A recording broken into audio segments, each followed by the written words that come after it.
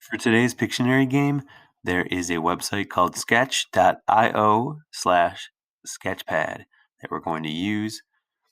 And you're probably going to use just the regular old pencil tool, but they have a couple to choose from.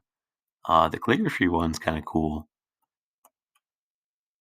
I'm liking the calligraphy tool, but probably just, use the pencil most likely, and you're sketching the vocabulary word that I have assigned you.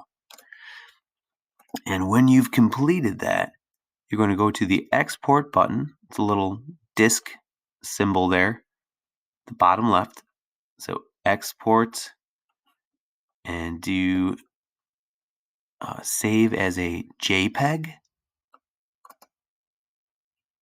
Okay, and there it's saved there. And go to the shared Google Slides for your class.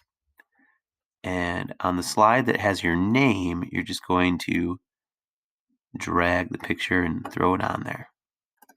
And that is it.